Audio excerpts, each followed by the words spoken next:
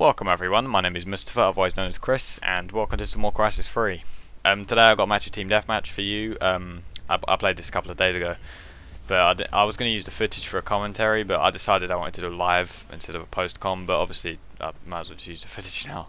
So I'm sorry if I sound a little bit different. I'm extremely tired. I had terrible sleep. I've been getting out a lot lately, so if I sound a little bit I don't know, deeper and drowsy, I suppose, than I normally do, then that's why. It's not because I'm bored. Actually, the topic I'm going to talk about, I've been wanting to talk about it for a little while. Someone brought it up a little while ago, not in the comments or anything. I was just talking with a friend about it, and I thought it would make a good topic in a video. So here goes. So, video game violence. Now, what I mean by that is how do games in general, like the violence in them, influence our behaviour? As in, do they give off side effects in people, like generally children? I've heard that's mainly the focus of most of the studies that have been conducted on this topic. Now, personally, I mean, before I go into this, actually, my opinion may be biased because I am a gamer, but I also think this gives me, I don't know what was up with that guy. Body glitched out or something. Anyway, I think the fact that I do game does kind of give me, my opinion, a bit more validity, because I don't get angry, but obviously I'm not everyone, so some people may get angry. It really just depends on who you are, but I'm going to get onto that in a second, or if I remember. Well, anyway, the idea is, a lot of people have, for some reason, I can't remember what brought this about. It was definitely something that was brought about before I was old enough to really know anything about it, but essentially someone made the connection for some reason. They just assumed, I suppose, that violence in video games, I think it was actually Grand Theft Auto San Andreas that started it all. They assumed that the game, with its extreme violence, which is moderate really, but I mean, I've seen a lot worse is what I mean by it's moderate.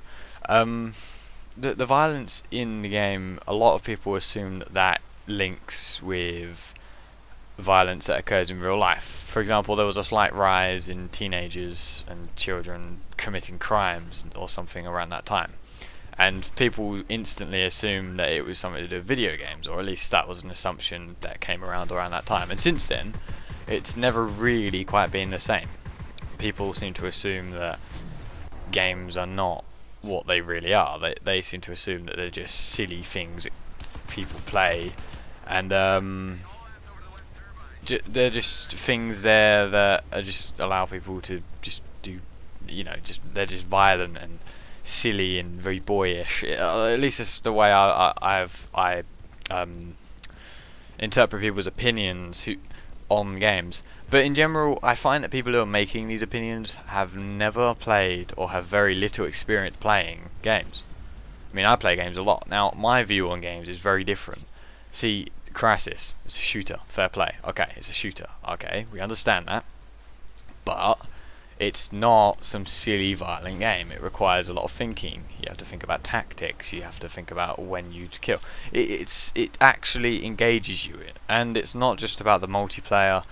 I mean, games now, they're not just little things there to entertain you. Well, they are there to entertain you, obviously, but if you're playing a campaign, for example, like Heavy Rain, if any of you have played Heavy Rain before, that's a brilliant example of what I'm about to talk about.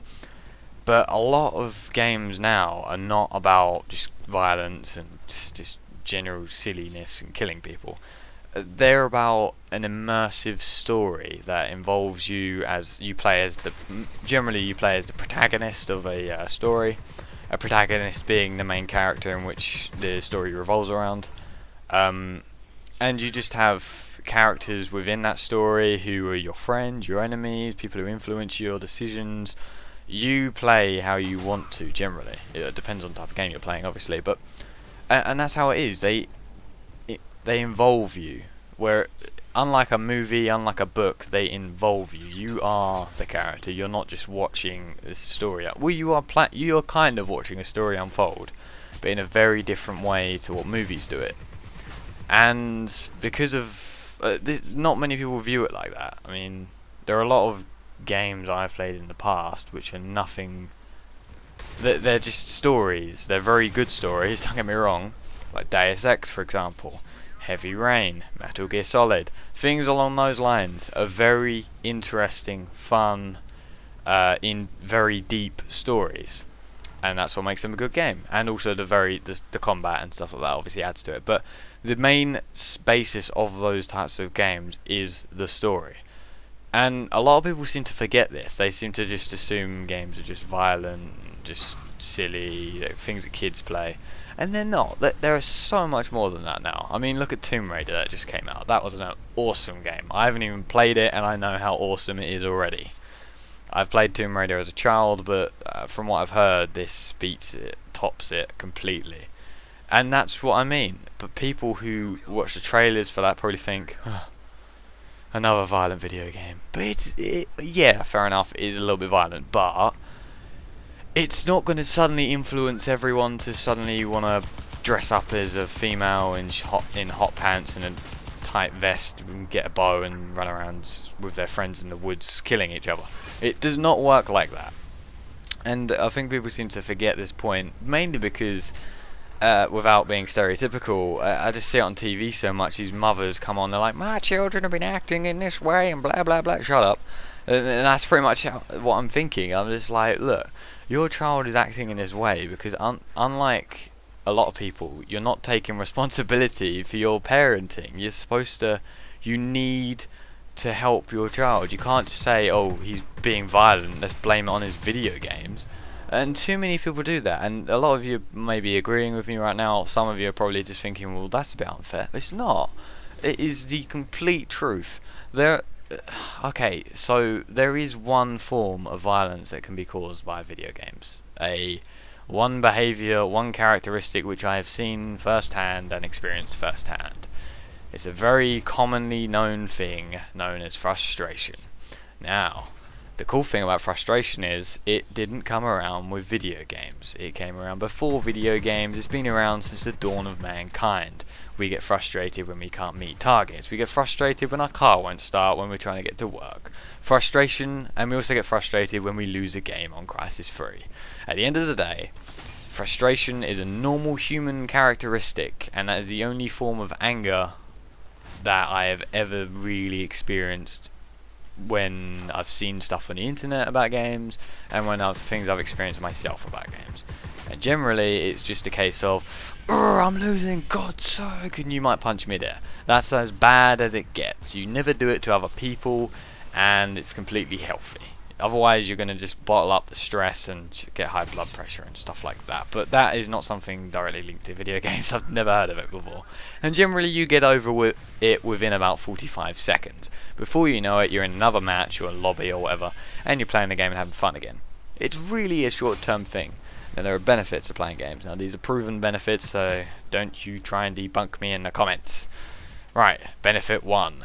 Video games are a very good way of exerting anger that you may have, or getting rid of stress that you may have developed in real life. This is a very healthy, safe method of releasing anger. Okay, so your boss is annoyed you for giving you criticism and you're not 100% sure how to take it. You get into a video game. You have some fun with your friends, getting lots of kills and playing the objective. You've forgotten completely about what your boss did to you that day, and you're stress-free because you've had fun for the past 2 hours. That is a good benefit of having games. It also improves your reflexes, but unfortunately it does ruin your eyesight. But it's just like, I mean, it's ruined my eyesight a little bit. I have lost my visual abilities with my eyesight, and so have a couple of friends of mine.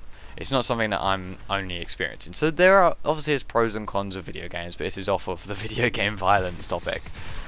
So as a whole, my views on video game violence are as follows.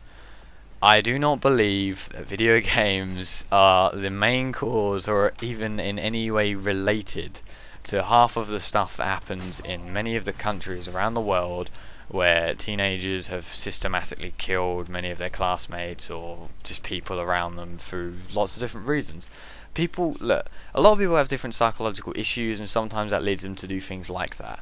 Now, I'm not saying I agree with it, but I do not believe for a second that it is linked to video game violence.